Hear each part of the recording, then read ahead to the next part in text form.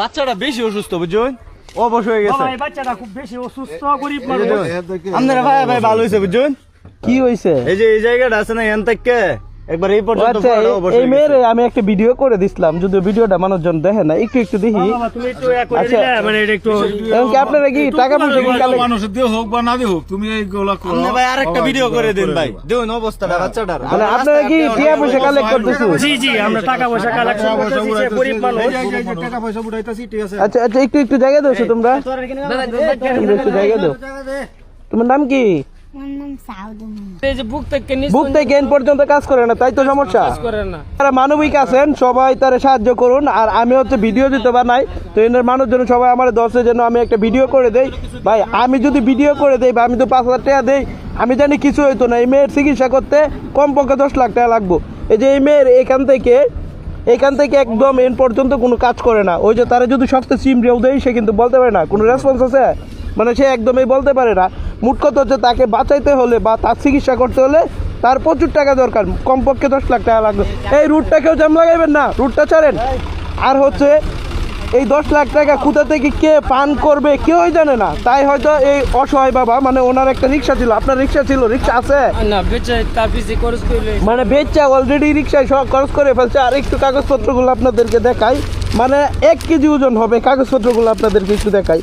মানে এই একটু ধরেন না ভাই, দেখেন একটু কাগজপত্রগুলো একটু দেখান, মানে কি পরিমাণে কাগজ।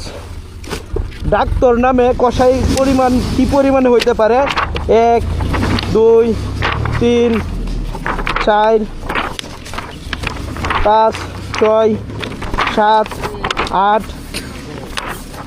9 10 11 12 13 14 15 16 17, আরো আছে 17 18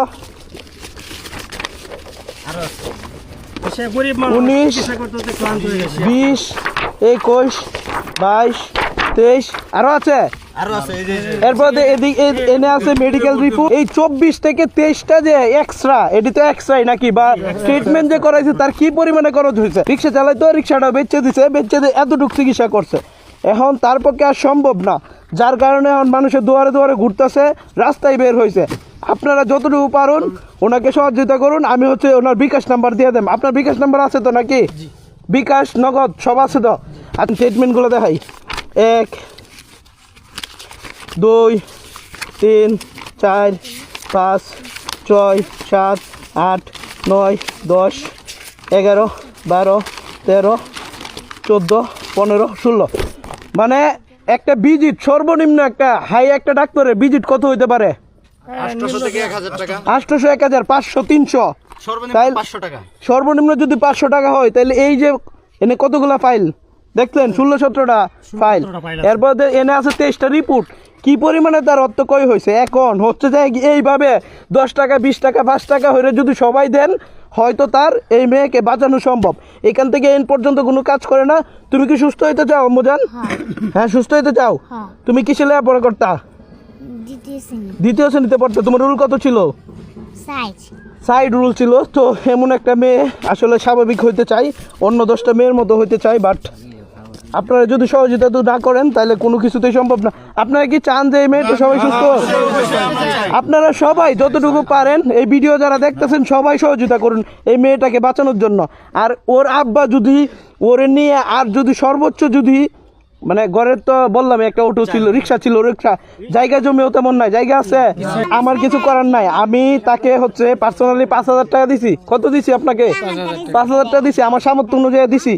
আমার এলাকার অনেকে আছে যারা সহযোগিতা করতেছে, আমি নিজেও যতটুকু পারছি অতটুকু দিছি। এখন যদি মানুষ যদি ভিডিও তো দেখে অবশ্যই দিবে ভিডিও, সবাই দোয়া করবেন যেন কিছু টাকা আসে সবার কাছে, ভিডিওটা যেন যাই। যাক, আল্লাহ হাফেজ। আশা করি সাউদা উন্নত চিকিৎসা করে ভালো হবে।